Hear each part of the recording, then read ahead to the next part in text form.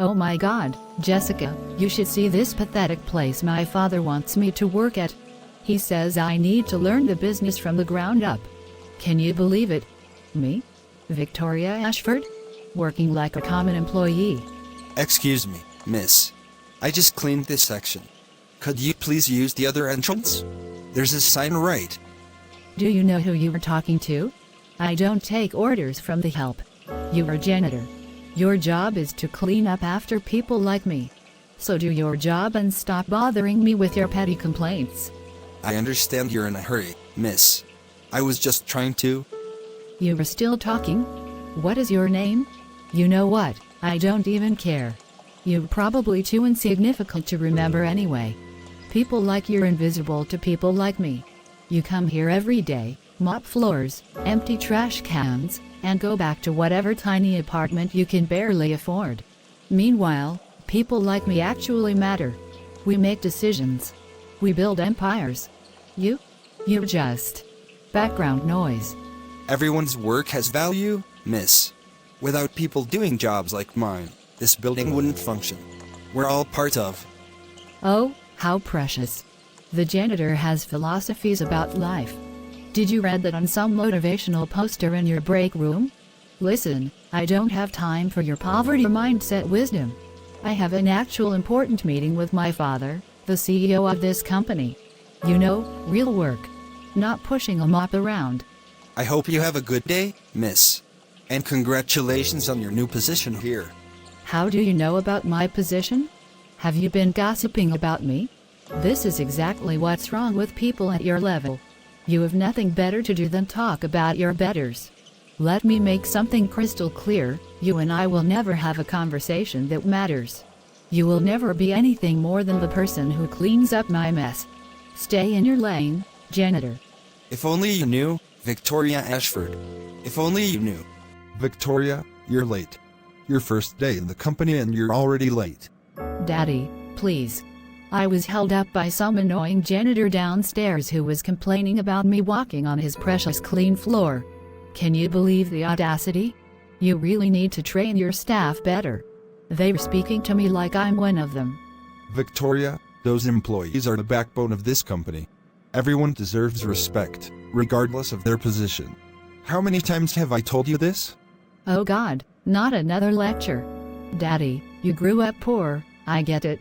You built this empire from nothing, very impressive, standing ovation. But I didn't grow up poor.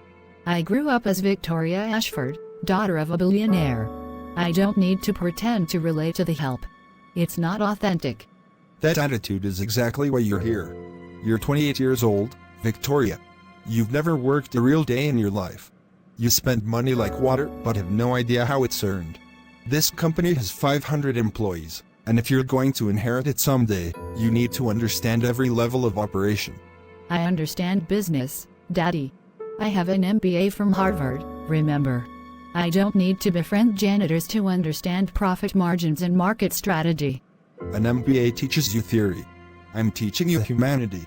Starting today, you're working as a junior associate in the marketing department. You'll receive the same salary as any other junior associate, $45,000 a year. What? 45,000?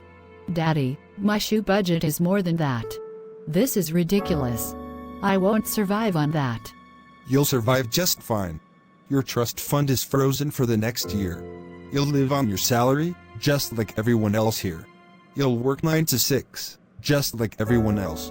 You'll earn respect through your work, not your last name. You can't be serious. This is financial abuse. I'm calling my lawyer. Your lawyer is paid by me.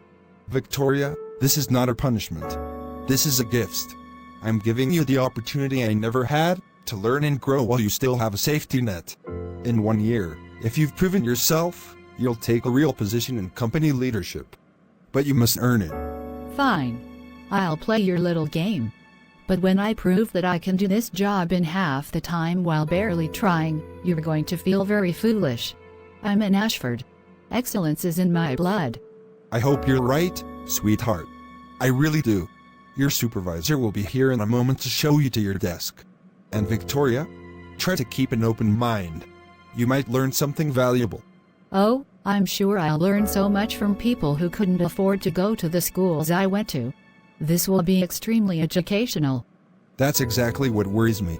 I'm telling you, Jessica, this is like a social experiment in hell. I'm surrounded by people discussing their weekend plans like going to Olive Garden is fine dining. It's tragic, really. Come on, just take my dollar. Oh, perfect. It's the janitor philosopher from this morning. Still pushing that mop around? Or have you moved up to toilet scrubbing? The vending machine seems to be jammed. I'm just trying to get a coffee before my break ends. How sad.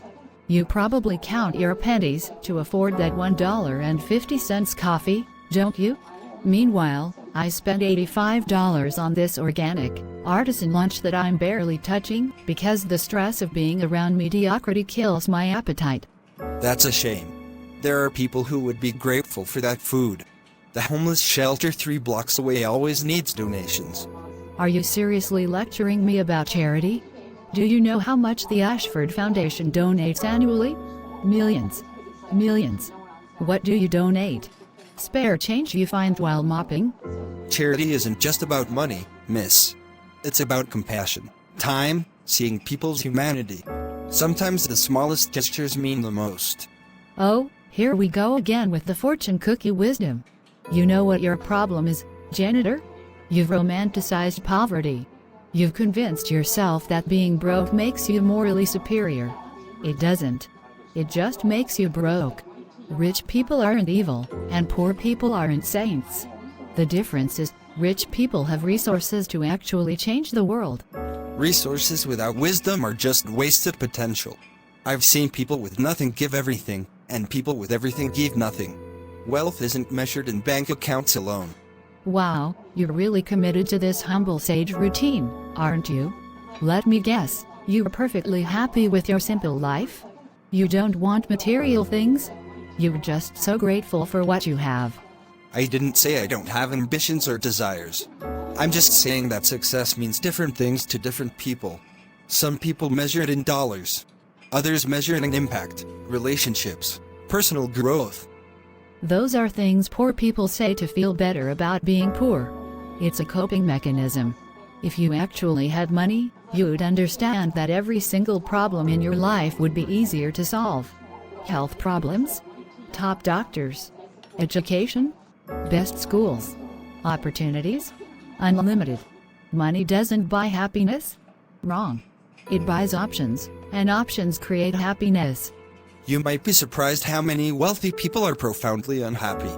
Money solves logistical problems, but it doesn't solve human problems, loneliness, purpose, genuine connection. And you would know this how? From your extensive experience being rich. Oh wait, no, you were basing this on what? Movies. You were a janitor lecturing me about wealth. That's like a fish teaching a bird to fly. It's absurd. You're right.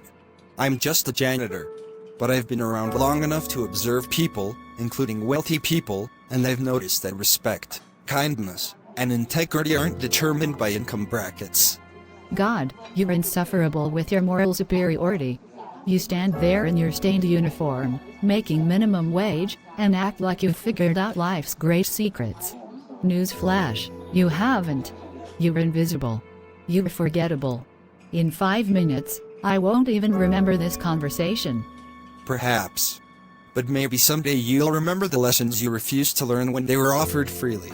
The only lesson here is that I need to tell HR to instruct the cleaning staff not to engage with executives. You're dismissed, janitor. Have a good day, Miss Ashford. I hope your afternoon is better than your morning. My afternoon would be better if I didn't have to breathe the same air as the help. Jessica, you still there? You won't believe what just happened. No, Mother, I will not be attending the charity gala this weekend. Why? Because Daddy has me on this ridiculous poverty salary and I literally cannot afford the dress I wanted. Can you believe this is my life now? Oh, for God's sake. You again. Are you following me? This is the 3rd time today I've seen you. It's a large building, Miss Ashford, but not that large. I clean this floor every afternoon at this time. Same schedule, every day. Well, your schedule is interfering with my walking route. Can't you clean at night when normal people aren't here? The night crew handles the deep cleaning. Day shift handles maintenance and immediate needs. It's actually more efficient this way because... Did I ask for an explanation? Did I express any interest in the fascinating world of janitorial scheduling? No. I was making a statement, not requesting a TED Talk on mopping. I apologize if I'm in your way. I'll move to the other end of the hall. You're always in the way. That's the thing about people like you, you're obstacles. You're things successful people have to navigate around. Do you know what my professor at Harvard said? He said the world is divided into two types of people, those who make things happen, and those who clean up after the people who make things happen. Guess which category you're in? Your professor sounds like he never cleaned up his own mess. That explains a lot about certain types of leaders. Excuse me? Are you insulting my Harvard professor? A man with 3 PhDs and 2 best-selling books? I'm not insulting him.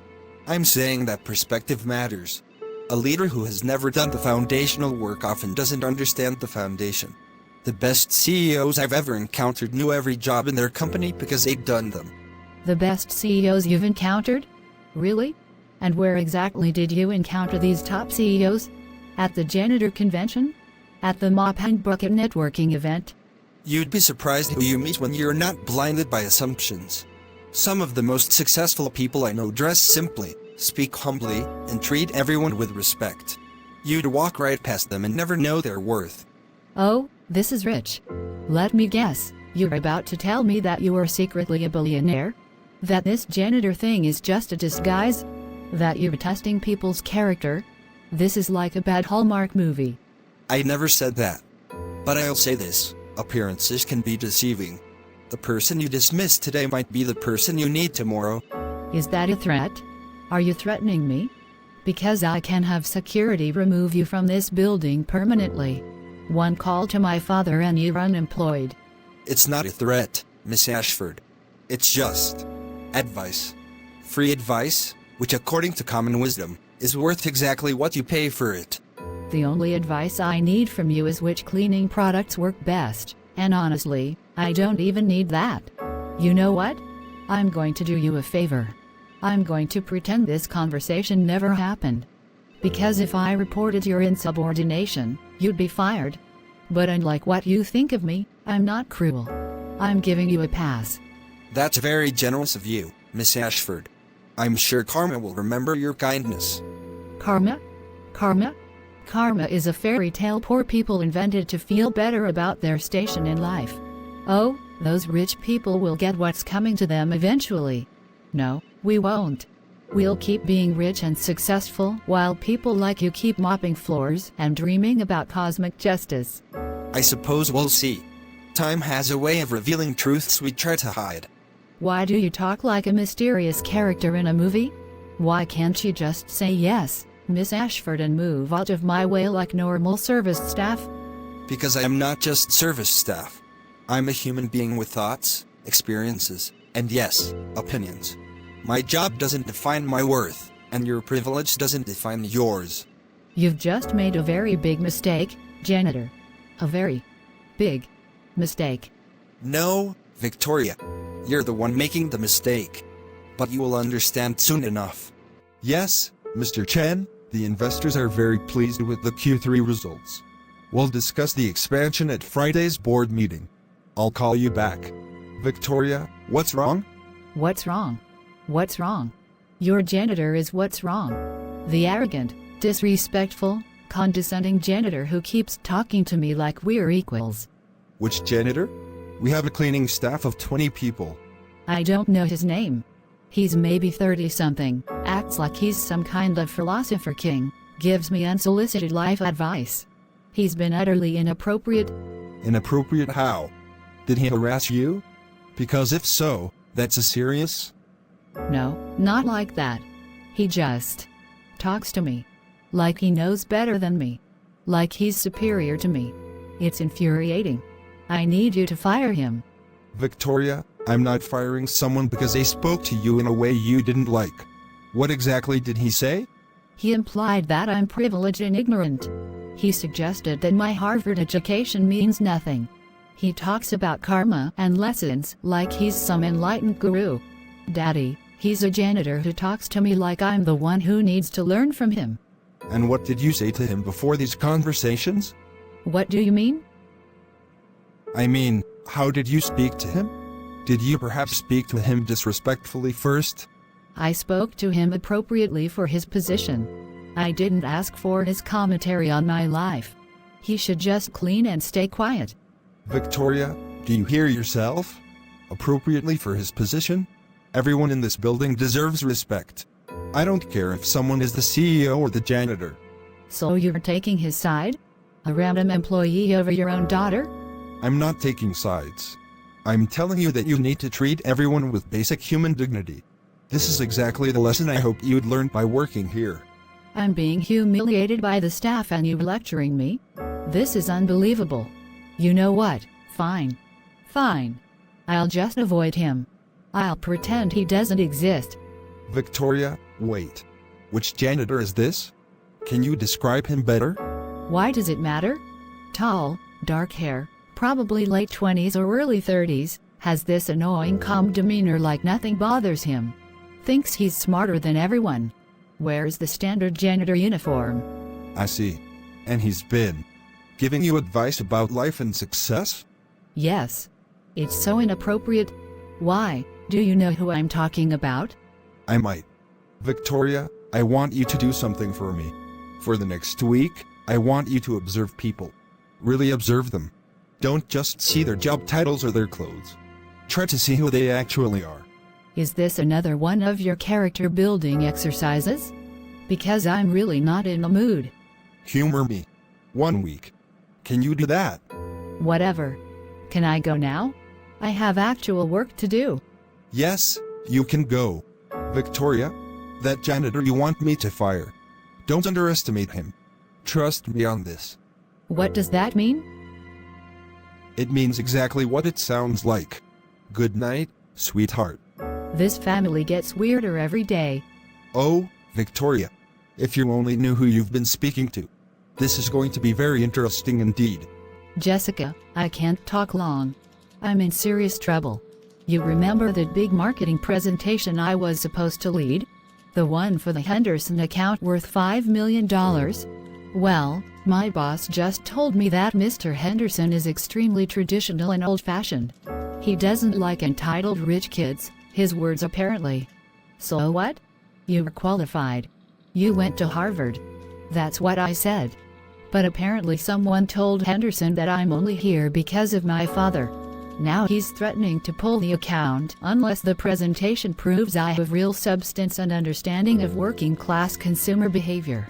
Jessica, I don't understand working-class anything. My entire strategy was luxury positioning. Can't you just, I don't know, research it online? I have 3 days. 3 days to completely understand a demographic I've never interacted with. My job literally depends on this. If I fail, my father will never give me a real position in the company. I'll be stuck as a junior associate forever, or worse, he'll cut me off completely to teach me a lesson. What about your team? Can they help? My team are all people I've been not exactly nice to. I may have mentioned that their ideas were pedestrian and uninspired. They're not exactly rushing to help me now. Jessica, for the first time in my life, I might actually fail at something, and there's no safety net. Daddy made sure of that. There has to be someone who can help you. There might be one person. But it would require me to do something I've never done before. What? Ask someone I consider beneath any single quote for help. And actually mean it. Hello. Are you? Is this a bad time?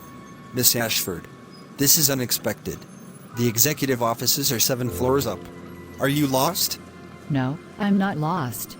I came to find you specifically. This is really difficult for me to say. Take your time. I've been unkind to you. Multiple times. I've been dismissive, rude, and condescending. And despite all of that, you never responded with anger. You stayed calm and even tried to give me advice, which I threw back in your face. I appreciate you saying that. It takes courage to acknowledge our mistakes. I'm not done. I'm here because I need help. I have a crucial presentation in 3 days about marketing to middle-class and working-class consumers. Everything depends on this: my job, my father's respect, my entire future.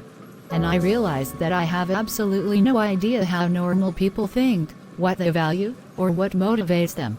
I've lived in such a bubble that I'm completely disconnected from 90% of the population. And you came to me because? Because you're the only person who has been honest with me. Everyone else either fears my father or wants something from me. But you don't seem to care about any of that.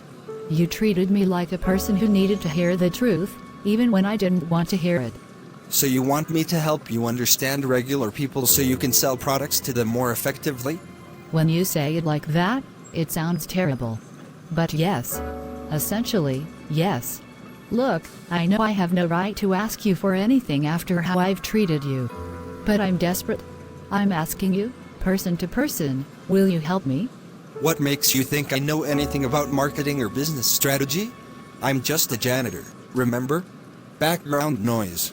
Invisible. I deserved that. I absolutely deserved that. But something my father said stuck with me. He told me not to underestimate you. And the way he said it, there was something there. Respect, maybe. So I'm taking a leap of faith. Will you help me, Marcus? I don't even know your last name. It's Chen. Marcus Chen. Chen? As in the investor my father was talking to on the phone? He mentioned a Mr. Chen in board meetings and, wait. Who are you really? What if I told you that I'm exactly who I appear to be? A janitor who cleans this building every day. But you're not just a janitor, are you? There is something else. I can see it now. The way you speak, the way you carry yourself, the things you know. My father's reaction when I described you. Who are you, Marcus Chen? Before I answer that, answer this. Why does it matter? If I'm just a janitor, will you walk out of here? Will my advice suddenly become worthless? A week ago. Yes. Absolutely yes. But now, I don't know. I'm starting to realize that I've been wrong about a lot of things. So no. Even if you're just a janitor, I still want your help. I still need your perspective. That's the first truly honest thing you've said to me. All right, Victoria Ashford. I'll help you. But not here, and not tonight. Tomorrow evening, 6 p.m., meet me at Madison Street Diner. Do you know it? That place near the old district? I've never been there. I know. That's exactly why we're going there. Come dressed casually. Jeans, simple shirt. No designer labels. Can you do that? Yes. I can do that. But why? Because you can't understand people from behind a wall of privilege. You need to experience life as they do, even if just for one evening. If you want to learn, this is how we start. Okay, I'll be there. Thank you, Marcus. Really. Thank you. Don't thank me yet. You might not like what you learn. I'm beginning to think that the things I don't like learning are exactly the things I need to know.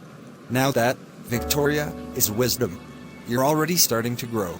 See you tomorrow at 6 p.m. Don't be late. I won't be. I promise. I feel so strange. I bought these clothes at Target today. It was my first time in a Target. Everything was so affordable. I didn't know jeans could cost $25. Welcome to how most people shop. How did it feel? Honestly? Overwhelming. So many choices, but also limiting. I found myself calculating costs, thinking if I buy this, I can't buy that. Is this what people do every day? Choose between things they want because they can't have everything? Yes. It's called budgeting. Most people live their entire lives making those calculations. Food or entertainment. New shoes or fixing the car. Medicine or electricity. I've never had to choose. I've just had everything. I didn't realize that made me so disconnected. Recognizing it is the first step. Now, let's order. But here's the challenge, you have $15 to spend on dinner. That includes tax and tip. $15? That's actually hard. The burger is $12, but then tip would be. I'd have barely anything left. The salad is $8.50, which gives me more room for tip, but I'm actually hungry. And now you're experiencing what millions of Americans do at every meal. The mental mathematics of survival. This is stressful. How do people do this constantly? They don't have a choice. You're stressed after 5 minutes.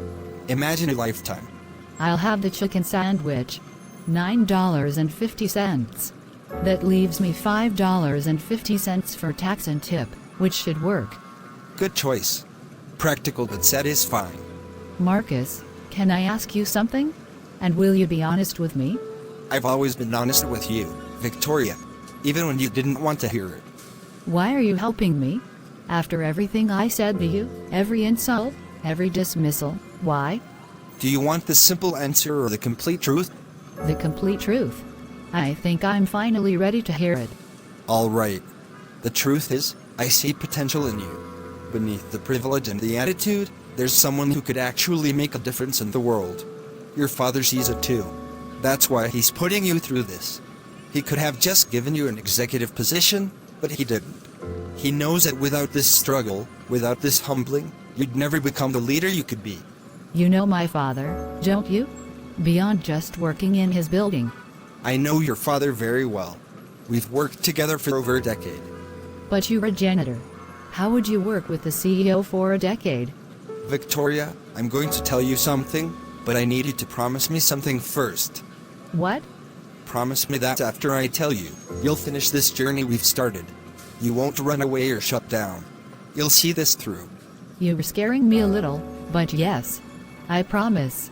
I'm not just a janitor, Victoria. My full name is Marcus Chen.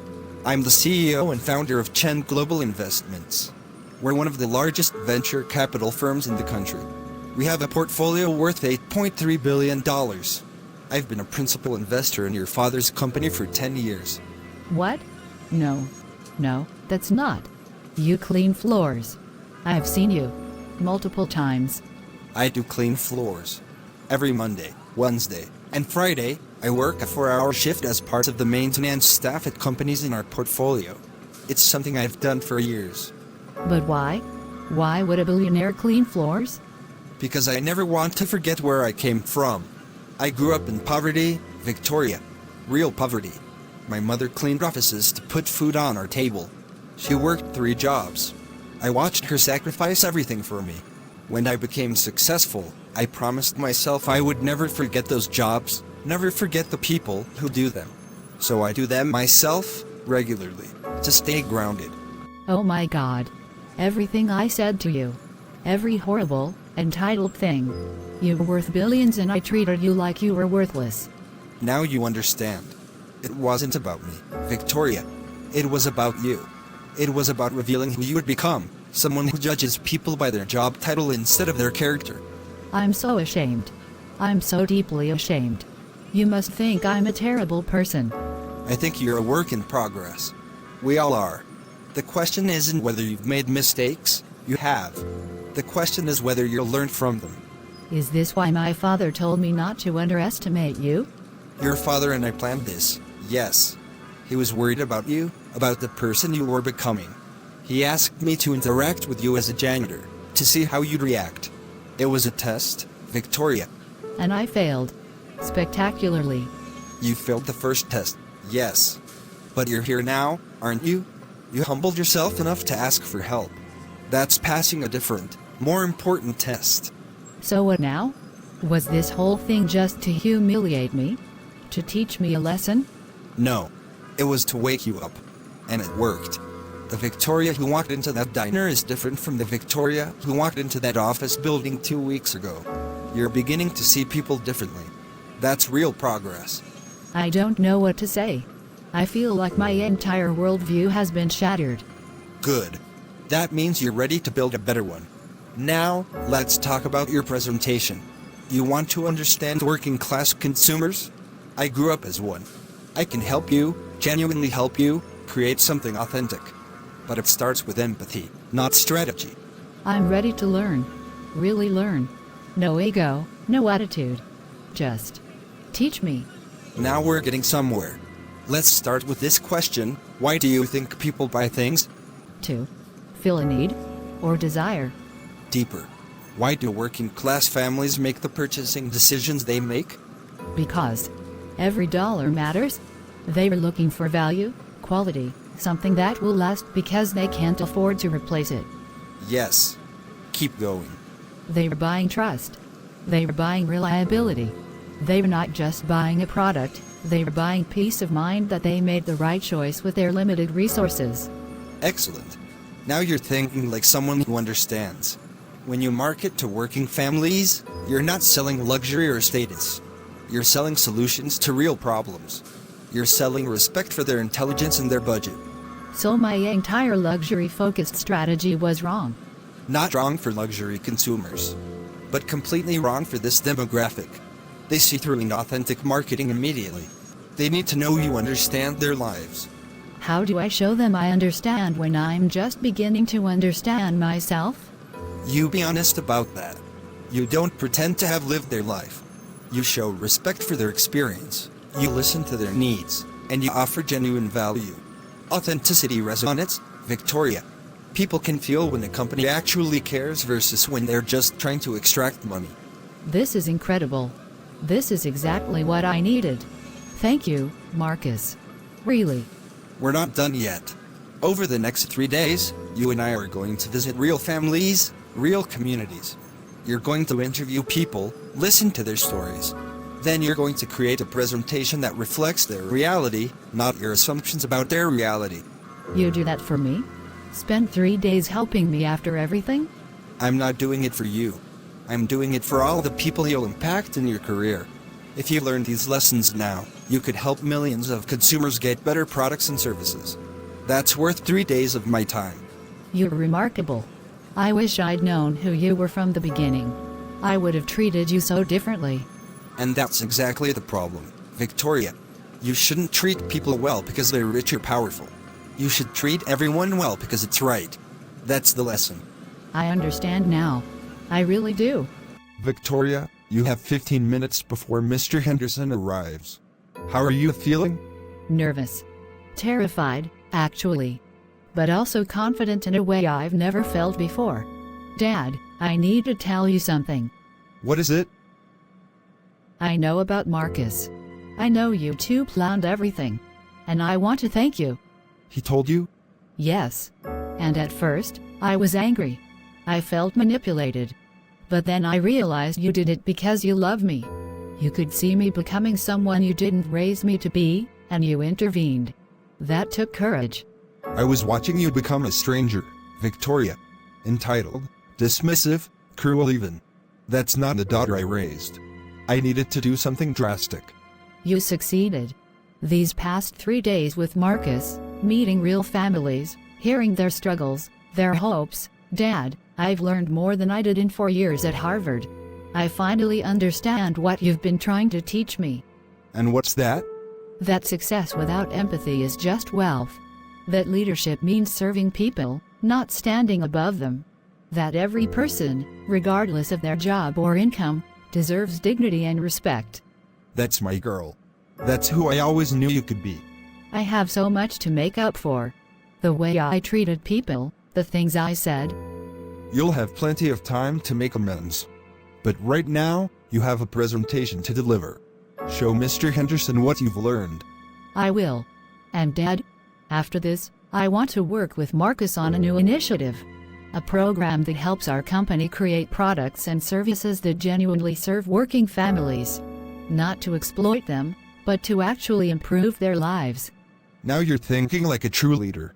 I'm proud of you, Victoria. Thank you, Daddy, for not giving up on me. Never. Now go show them what Victoria Ashford is really capable of. He loved it. Mr. Henderson actually loved it.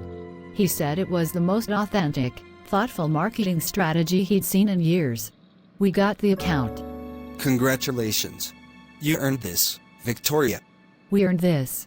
I couldn't have done it without you. Marcus, I owe you an apology that goes beyond words. The things I said to you, the way I treated you, I was horrible. You were ignorant. There's a difference. Horrible people don't change. Ignorant people can learn. I've been thinking about what you said about doing meaningful work. I want to propose a partnership between my father's company and your investment firm. A fund dedicated to creating affordable, high-quality products for working families. You provide the capital and mentorship, we provide the distribution and marketing. You've thought this through. I spent all last night working on the proposal. I'm calling it the Everyday Dignity Initiative. The goal is to prove that you can serve working-class consumers, make a profit, and do it all with integrity. No predatory pricing, no cheap materials, no deceptive marketing. What's the business case? Why would investors support this?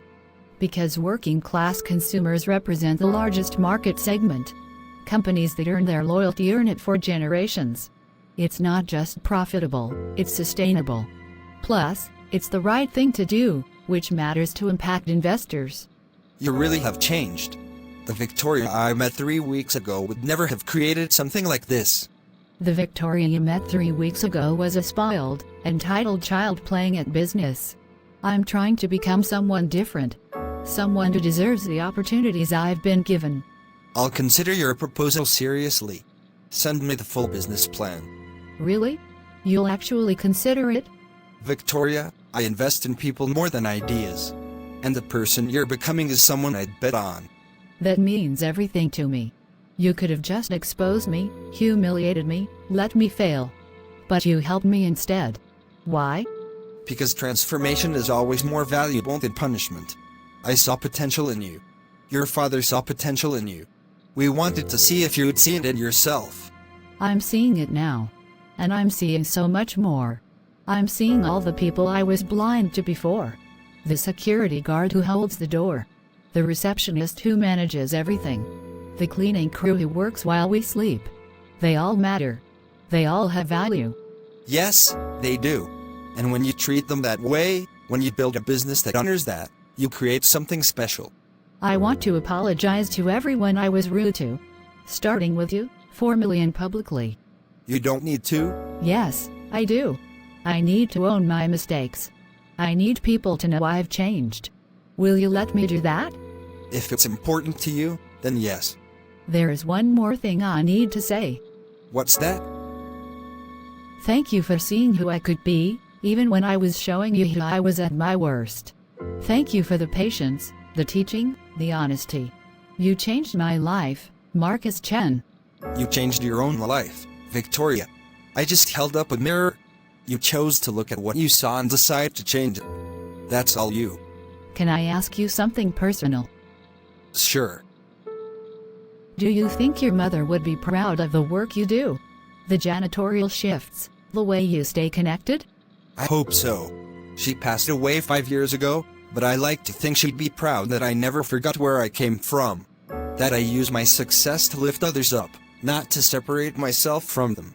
She raised an extraordinary man. I hope I can raise my future children with even half that wisdom. You will. Because now you understand what really matters. I'm going to make you proud, Marcus. I'm going to make my father proud. And most importantly, I'm going to make myself proud. The right way. I believe you, Victoria. I genuinely believe you. Good morning, everyone. For those who don't know me, I'm Victoria Ashford, and I've been working in the marketing department for the past 2 months. But that's not all I've been. I've also been arrogant, dismissive, and disrespectful to many of you. I'm here today to address that publicly.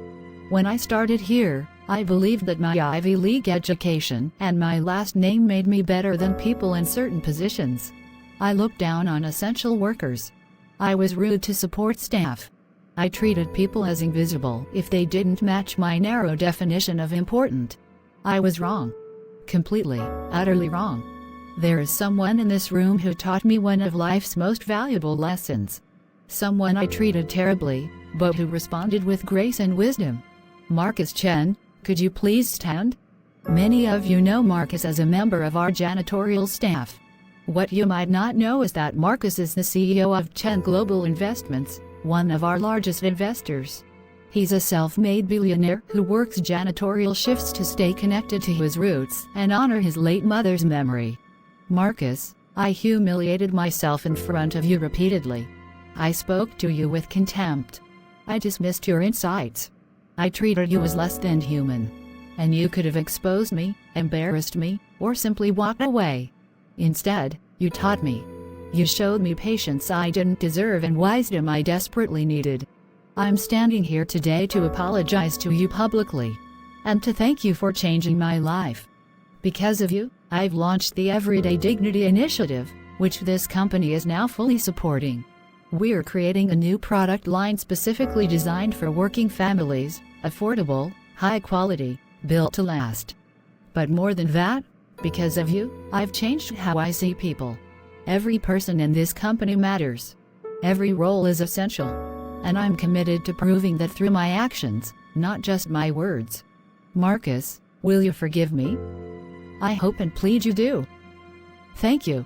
And to everyone in this room, I see you now. I value you. And I'm grateful to work alongside you. Marcus, thank you for meeting me here. I have news. Good news, I hope? You sounded excited on the phone. The Everyday Dignity Initiative just hit $50 million in sales. $50 million in 6 months. And the customer satisfaction ratings are at 94%. Marcus, it's working. We're actually making a difference. That's incredible, Victoria. But I'm not surprised. You've put your heart into this. I have, but there is something more important than the sales numbers.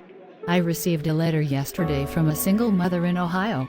She wrote that our products, the affordable kitchen tools, the durable work clothes, the quality furniture, helped her save enough money to take her daughter to the dentist. Something so simple, but her budget was so tight that our lower prices made that health care possible. That's the real measure of success. I cried reading it. Because 6 months ago, I wouldn't have understood why that mattered. I would have just seen her as a sales statistic. But now I understand that business can be a force for good. That profit and purpose aren't opposites. You've become the leader your father always knew you could be. Because of you. You know, I was thinking about that first day. When I stepped on your freshly mopped floor and treated you like you were invisible. If I could go back and talk to that version of myself, I don't even know where I'd start. You'd start with compassion. For her, too. That Victoria was lost, not evil. She just needed to find her way. How are you so wise about everything? I'm not. I've made plenty of mistakes. I've had my own lessons to learn. Like what? I can't imagine you being anything other than perfectly grounded. When I first made money, I went through a phase where I tried to distance myself from my past. I was embarrassed about where I came from. It took my mother sitting me down and reminding me that our struggles were nothing to be ashamed of. They were our strength. She sounds like she was an amazing woman. She was. She cleaned offices for 20 years. She worked night shifts so she could take care of me during the day. She never complained, never gave up. When I started my company, she was my first employee. I hired her as a consultant, which was really just a way to support her while honoring her pride. That's beautiful. She knew what I was doing, of course. But she played along. She'd give me advice about business, about people. She'd tell me, Marcus, you can have all the money in the world, but if you lose your humanity, you've lost everything. I think about that constantly. I wish I could have met her. She would have liked you. The current you, anyway. She always believed people could change if they were willing to do the hard work of self-reflection. Marcus, can I tell you something I haven't told anyone else?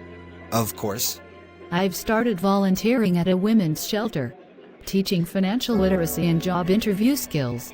And it's become the most fulfilling part of my week. More fulfilling than closing deals or hitting sales targets. That's wonderful, Victoria. I met a woman there named Sarah. She is 32, has 3 kids, left an abusive relationship with nothing but the clothes on her back. She's been working 2 jobs, trying to save up for a security deposit on an apartment. And when I was talking to her, I realized, 6 months ago, I would have judged her. I would have thought, why didn't she leave sooner? Why doesn't she have savings? Why can't she just fix her life? And now? Now I see a warrior. Someone fighting impossible odds with incredible courage. I see strengths I've never had to develop because I've never faced real hardship. I see someone I can learn from. That shift in perspective, that's true growth. I helped her, by the way. I called in a favor with a property management company we work with. They were giving her an apartment with no deposit required and a reference from our HR department for her work history. You're using your privilege for good. That's exactly right. I'm trying. Every day, I'm trying to be better. To see people. To help where I can. To remember that my advantages come with responsibilities. Your father told me last week that he's planning to announce you as the next Chief Marketing Officer. That's a huge promotion. He told you before telling me? He wanted my input. As an investor, I have a say in executive appointments. And what did you say? I said that you're ready. That you've demonstrated not just intelligence and creativity, but empathy and integrity. Those are the qualities great leaders need. Thank you, Marcus. Your opinion means more to me than almost anyone's. You've earned it, Victoria. Through hard work, humility, and genuine transformation. I want to keep learning from you. Will you be my mentor? Officially? I'd be honored. There's something else I want to tell you. I'm listening. I've been thinking about my future, about what kind of person I want to be. And I realized that I want to be someone like you. Someone who never forgets where they came from, who uses success as a platform to lift others, who treats every human being with dignity. You're already becoming that person. I want to start a foundation in your mother's name. The Chen Foundation for Working Families. Scholarships for children of service workers. Support for single parents. Financial literacy programs. I want her legacy to continue helping people. Victoria, I don't know what to say. Say yes. Let me honor the woman who raised the man who changed my life. Yes. Absolutely yes. She would be so touched by this. Then it's settled. I'll start working on it immediately. You know what the best part of this whole journey has been? What? Watching you discover that helping others isn't just the right thing to do, it's the most rewarding thing to do. That's a lesson that can't be taught. It has to be experienced. You're right. I feel more fulfilled now than I ever did when I was just spending money and collecting status symbols. This work, this purpose, it makes me feel alive. That's because you've found meaning beyond yourself. That's the secret to happiness. I used to think happiness was having everything I wanted. Now I realize it's wanting what I have and using it to help others have what they need. Now you truly understand. Victoria, I'm proud of you. Genuinely proud. Thank you, Marcus. For everything. For the lessons, the patience, the belief in me. You saw something in me that I didn't see in myself. I saw what was always there. You just needed to clear away the obstacles to see it yourself. Here's to new beginnings and meaningful work. And to never forgetting that every person we meet has value, regardless of their title or bank account. Always.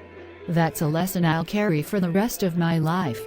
Excuse me, the floor is still wet. There is another entrance you can use so you don't slip. I'm fine. I'm in a hurry. I understand, but safety is important. Also, someone worked hard to clean that floor. It's respectful to use the dry entrance. Oh, I'm sorry, I didn't realize. Don't apologize to me because of my title. Apologize to yourself if you're about to compromise your values. Every person in this building matters equally, from the CEO to the newest janitor. That's not company policy, that's just being a decent human being. You're right. I'm sorry. I'll use the other door. Thank you. And welcome to the company. If you ever need anything, my door is always open. Really? A CMO saying that to someone on their first day? Really? Because not too long ago, I was someone who needed guidance, patience, and a second chance. Someone gave that to me when I didn't deserve it. I'm just paying it forward. That's really cool. Thank you. Have a great first day. Thank you, Marcus, for teaching me that the measure of a person isn't where they start or what they have, it's who they choose to become and how they treat others along the way. 1 year later, The Everyday Dignity Initiative had helped over 100,000 families afford quality products. The Chen Foundation for Working Families had provided 500 scholarships to children of service workers. Victoria Ashford became CEO at age 32, known for her ethical leadership and commitment to social responsibility. Marcus Chen continued his janitorial shifts every week, teaching MBA students that true success is measured by impact, not income. And somewhere, a mother who once cleaned offices so her son could dream bigger was smiling down, proud of the lives they'd both touched.